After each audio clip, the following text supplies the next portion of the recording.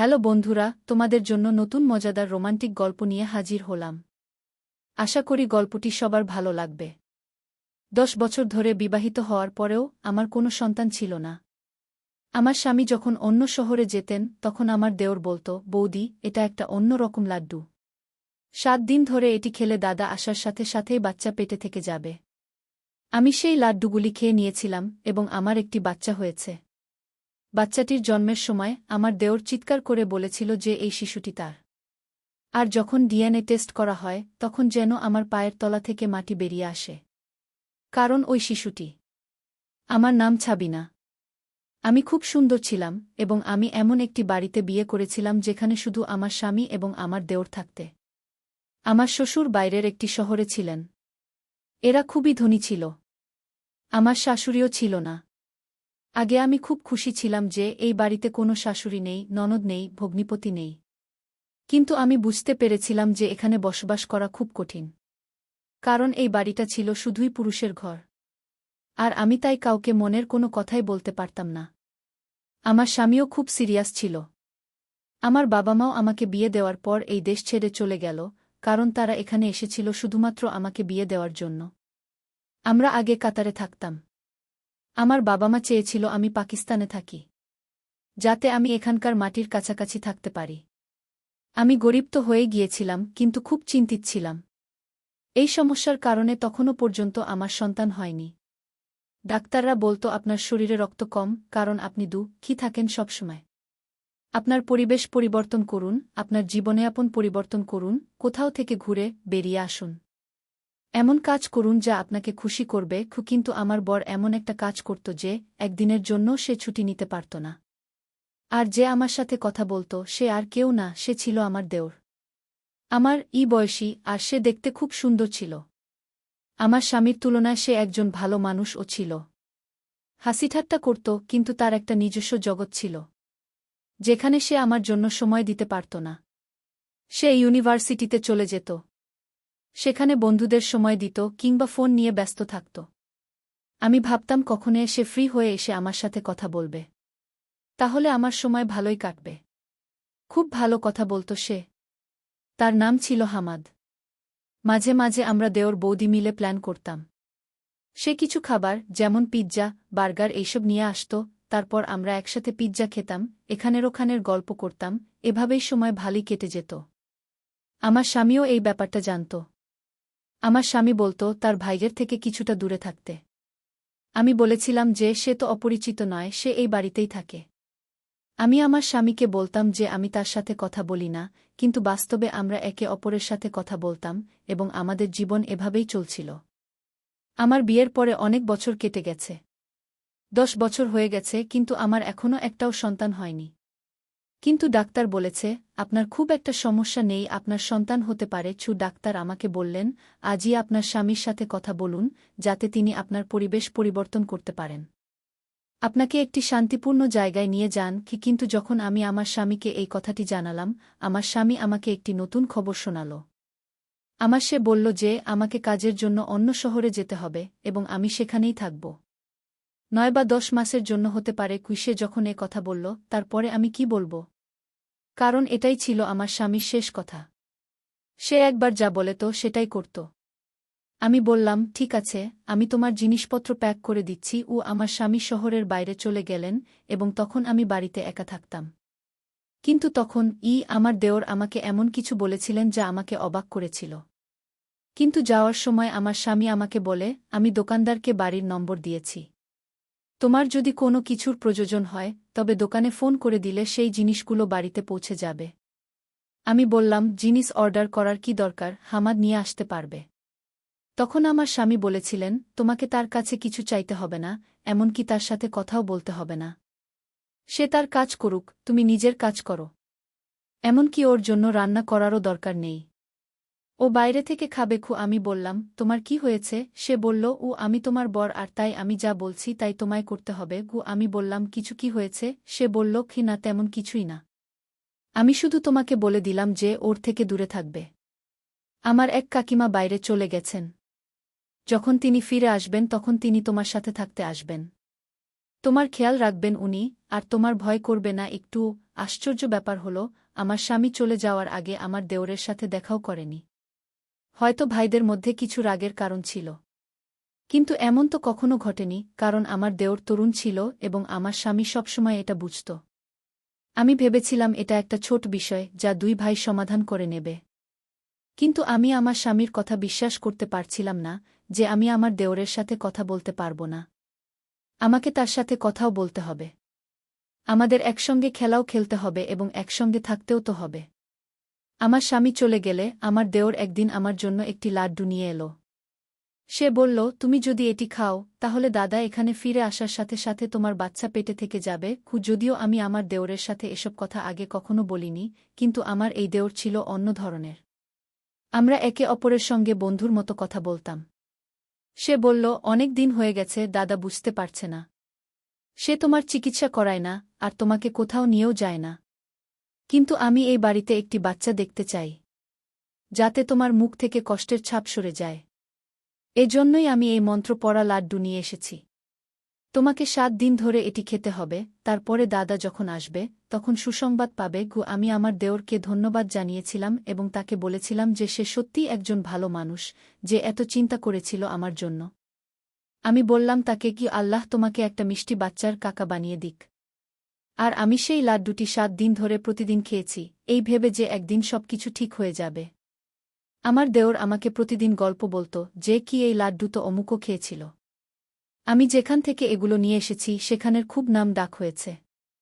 মানুষ তাদের কাছে যায় এবং তাদের সমস্যার সমাধান করিয়ে ফিরে আসে। বৌদি, তোমার সমস্যারও সমাধান হবে।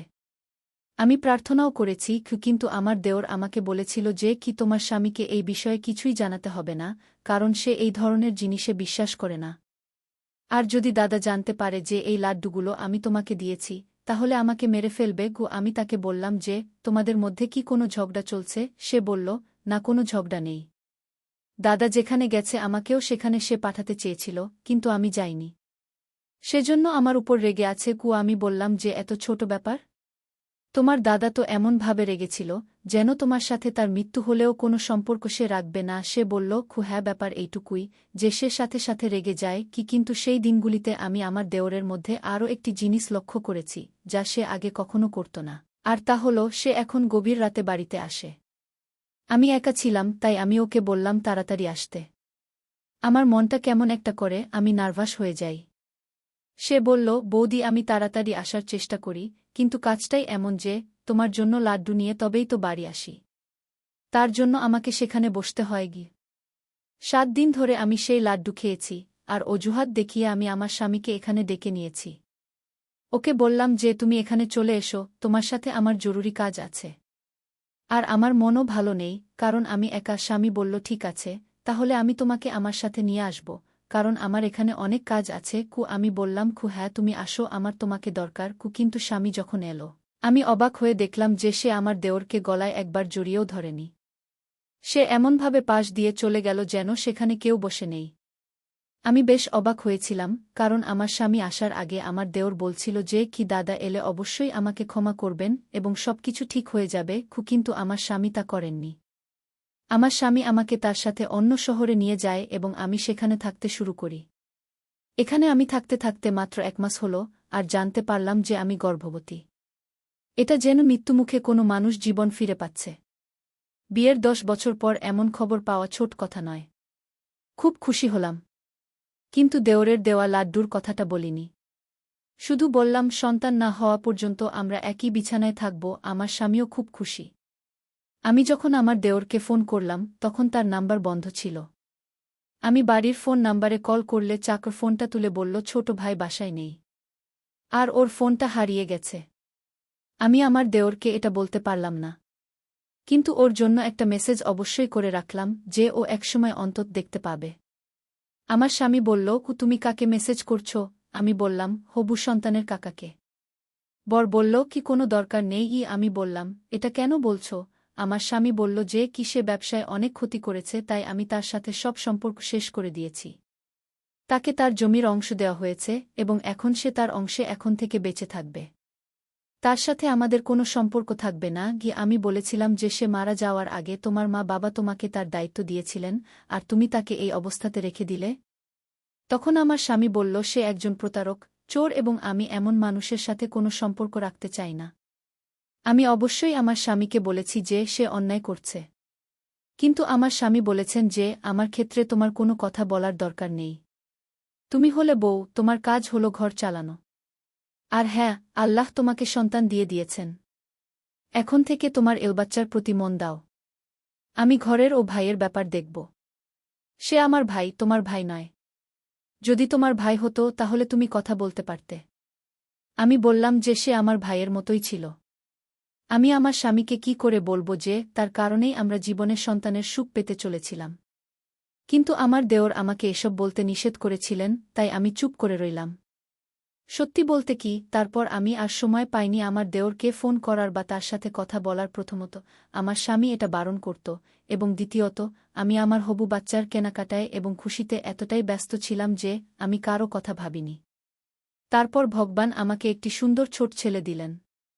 তাকে পেয়ে আমি খুব খুশি হয়েছিলাম। আমি দিনরাত যেন তার পূজা করতাম। ছেলের যখন 2 মাস বয়স, তখন আমি আমার স্বামীকে বলেছিলাম যে এবার আমরা বাড়ি ফিরে যাব। কারণ আমি এই ফ্ল্যাটে তোমাকে আর এই বাচ্চাকে নিয়ে আর থাকতে চাই না। এবার আমাদের বাড়িতে থাকব। আমার স্বামী বলল যে বাড়িটা এখনও আমার, অবশ্যই আমরা সেখানে যাব, আর আমার ভাই এলে তাকে সেই বাড়িতে তার ভাগের যত টাকা হয় ততটা দিয়ে দেব। আমি বললাম যা খুশি করো, কিন্তু এবার আমি ঘরে যাব। আসলে আমি আমার বাচ্চাকে তার প্রিয় কাকার সাথে দেখা করাতে চেয়েছিলাম। কিন্তু আমাদের বলা হয়েছিল যে বাড়ি বন্ধ আর আমার দেওর নেই। কিন্তু বাড়ি ঢুকে মনে হলো যেন কেউ এখানে থাকছে। যেন এই বাড়িতে একজন মহিলা আছে, আর সেটা এই জন্য যে আমি জানতে পেরে গিয়েছিলাম যে বাড়ির সব কিছুই এক মহিলা ব্যবহার করত যেন। আমার সেরকমই মনে হল। কিন্তু সেই মহিলা কে হতে পারে, আমি সেদিকে আর মন দিলাম না। এরপর আমার দেওর ওখানে এলো। আমার বড় সেখানে বসেছিল, কিন্তু তবুও আমি আমার আবেগ ধরে রাখতে পারলাম না, আর দেওরকে বলে বসলাম যে দেখো তোমার ভাইপো। আমার দেওর তখন বলল, না, এটা আমার ভাইপো না। ওর কথা শুনে আমি অবাক হয়ে গেলাম। আমার স্বামীও বলল, তুমি বাচ্চাকে ভালোবাসবে না, তুমি এত অহংকারী, এই বাড়ি থেকে বের হও।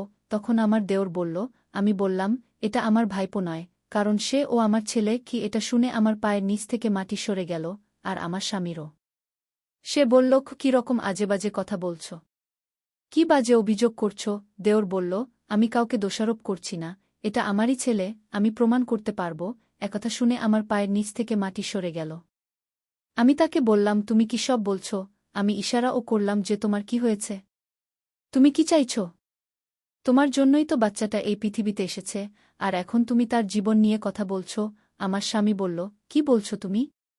কি হয়েছিল? আমি যখন এখানে ছিলাম না তখন কি হয়েছিল?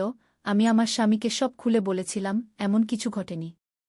আমি মাত্র 7 দিন তার আনা লাড্ডু খেয়েছি। তারপরেই আমাদের সন্তান এই পৃথিবীতে এসেছে। আমার স্বামী আমার দেওরের ঘাট চেপে ধরে বলল, কি করেছ তুমি? এই লাড্ডুতে তুমি কি মিশিয়েছিলে? এতে তুমি অজ্ঞান হওয়ার কোনো ওষুধ মিশিয়ে দাওনি তো? আমার এখানে না থাকার সুযোগ নিয়ে কোনো জঘন্য কাজ করনি তো তুমি? আমার স্বামী অদ্ভুত কথা বলছিল, কিন্তু আমি তো শুনে লজ্জায় ঘেন্না মরে যাচ্ছিলাম প্রায়। যাকে আমি ভাইয়ের মতো ভেবেছিলাম, আমার ভাই হিসেবে দেখেছিলাম, সে যদি সত্যি আমার সাথে এমন কিছু করে থাকে, তাহলে তো আমার জীবনটাই নষ্ট হয়ে গেল। আমার হৃদয় যেন জ্বলতে লাগল। দেওর বলল, এটা আমার সন্তান, আমি ওকে চিরকাল তোমার কাছে থাকতে দেব না। সে বলল, তুমি পরীক্ষা করে নাও। কিন্তু আমরা নিশ্চিত ছিলাম যে শিশুটি আমাদের। পরীক্ষার কোনো প্রশ্নই ছিল না, আর যদি ডিএনএ টেস্ট করাও হয় তাহলে ফলাফল কি হবে? আমার স্বামী বলেছিল যে সে ডিএনএ পরীক্ষা করাবে। আমরা সবাই তখন হাসপাতালে পৌঁছলাম এবং সঙ্গে সঙ্গে পরীক্ষা করিয়ে নিলাম, কিন্তু রিপোর্ট পেতে 2 দিন সময় লেগেছে। শুধুমাত্র আমিই জানতাম যে কিভাবে আমি 2 দিন কাটিয়েছি। আমার স্বামী আমাকে অদ্ভুতভাবে দেখতেন। আমাকে বারবার আমার বর একই কথা জিজ্ঞেস করত, আমি যখন বাসায় ছিলাম না তখন কি হয়েছে? কোন ঘরে তুমি ঘুমাতে? কোন সময়ে ঘুম থেকে উঠতে? রাতে কি মনে হতো যে তুমি অজ্ঞান হয়ে গেছ? আর তোমার কোনো হুঁশ নেই? তুমি কি ঘুমের সময় ঘরের দরজা ভিতর থেকে তালা দিতে? আমি আমার স্বামীর প্রশ্নে বিরক্ত হলাম। আমি তাকে বললাম, আমি এমন কিছুই করিনি। কিন্তু ততক্ষণে রিপোর্ট হাতে এসেছে। যখন রিপোর্টের খাম খুলে ফলাফল দেখা গেল, রিপোর্টটি আমার স্বামীর হাত থেকে পড়ে যায়। কারণ রিপোর্ট অনুযায়ী এই শিশুটি আমার স্বামীর নয়, আমার দেওরের। আমি মাটিতে বসে পড়ে কাঁদতে লাগলাম। আমার স্বামী আমার দিক থেকে মুখ ঘুরিয়ে নিল। দেওর বলল, আমি তোমাদের সাথে কিছুই করিনি, তোমাদের আমি সব বলব। ডাক্তার বৌদিকে বলেছিলেন কি তোমার এত সমস্যা নেই, চিকিৎসা করা যায়, কিন্তু তোমার স্বামী কখনো তোমার চিকিৎসা করিয়ে দেয়নি গিয়ে। তাই আমি তোমাদের জীবনে সুখ ভরাতে চাই। বৌদি, তোমার চিকিৎসা করাতে চেয়েছিলাম, কিন্তু আমি একটা মেয়ের প্রেমে পড়েছিলাম, তাকে বিয়ে করেছিলাম। তাই টাকা চুরি করেছিলাম। কারণ সে খুব অসুস্থ ছিল, কিন্তু তারপরও সে আমাদের সন্তানকে জন্ম দিতে চেয়েছিল। আমার সাথে দাদার ঝগড়া হল, আর এই কারণে দাদা আমার থেকে সবকিছু কেড়ে নিল। সেই মেয়েটিও যাকে ভালোবাসতাম, সেও এই পৃথিবীতে বেঁচে থাকেনি, কিন্তু আমাদের বাচ্চা জন্ম নিল। এবং সেদিনই জানতে পারলাম, বৌদি, তুমি একটি মৃত সন্তানের জন্ম দিয়েছিলে, তোমার সন্তান এই পৃথিবীতে আসার আগেই মারা গেছে। লাড্ডু জিনিসটা ছিল একটা অজুহাত। তোমাকে ওই লাড্ডুতে ওষুধ মিশিয়ে দিতাম। ওই ওষুধটা খুব স্পেশাল ছিল, আর অনেক দূর থেকে আনা হয়েছিল। আর আমি নিশ্চিত ছিলাম এটা অবশ্যই একটা প্রভাব ফেলবে, আর সেটাই হয়েছে। তুমি এটাকে ভাগ্য বলো বা যাই বলো, তুমি বাচ্চা তো পেয়েছিলে, কিন্তু তোমার বাচ্চা ছিল খুব দুর্বল। পৃথিবীতে আসার সাথে সাথেই সে মারা গেল। আমি ওই মৃত শিশুটির জায়গায় আমার বাচ্চা রাখলাম, কারণ আমি তোমার ভালো চেয়েছিলাম। আমি এই উপকারটা শুধু তোমার জন্য করছিলাম বৌদি, তোমার স্বামীর জন্য নয়। ঠিক তখন জানতে পারলাম যে তোমার স্বামী আমার প্রতি কোনো উপকার তো করেইনি, তার উপর আমাকে সম্পত্তি থেকে সম্পূর্ণভাবে বের করে দিয়েছে। তাই প্রতিশোধের আগুনে পুড়ে আমি তোমার কাছ থেকে আমার সন্তান কেড়ে নিতে এসেছি। আমি আমার বাচ্চা ছাড়া বাঁচতে পারব না, কারণ এখন আমার সবই আছে। তোমার স্বামী তার নিজের নামে সব নিয়ে নিয়েছে। আমার দেওরের চোখে জল ছিল, সে খুব কাঁদছিল। আমি তাকে বললাম যে আমিও একে ছাড়া বাঁচতে পারব না। আমি আমার দেওরের পায়ের কাছে বসলাম এবং তাকে বললাম যে তুমি সবসময় আমাকে সাহায্য করেছ। এই শিশুটিকে আমায় দাও, আমি তাকে আমার সন্তান মনে করেছি, আমি তাকে 3 মাস ধরে মানুষ করছি। তুমি আমার অনেক উপকার করেছ। আমি যদি জানতে পারতাম যে আমার সন্তান পৃথিবী ছেড়ে চলে গেছে, আমার কোল খালি থাকলে আমি ঘটনাস্থলেই মারা যেতাম। তার মৃত্যুতে আজও আমি দুঃখিত, কিন্তু এই বাচ্চা আমার হাতে আছে, তাই আমি বেঁচে থাকার কথা ভাবছি। আমি আমার স্বামীকে বললাম, তুমি কেন এমন করলে, তাকে ক্ষমা করে দাও। সে যা করেছে ভালোবাসার জন্য করেছে। তুমি সব সময় তোমার কাজে ব্যস্ত ছিলে। তুমি কখনো আমার দিকে তাকাওনি, আমার চিকিৎসাও করনি। তোমার ভাই আমার সাথে সবসময় ভালোই করেছে, কিন্তু সে তো চাইলে আমার সাথে খারাপও করতে পারত। তুমি যা আশা করছিলে, কিন্তু তবুও সে আমার ইজ্জত রক্ষা করেছে। আমার জন্যই সে এসব করেছে। এমনকি আমাকে তার সন্তানও দিয়েছে। আমার বর বলেছিল, তুমি তোমার সন্তান আমাদের দিয়েছ, তাহলে আমি কেন তোমাকে অধিকার দিতে পারব না?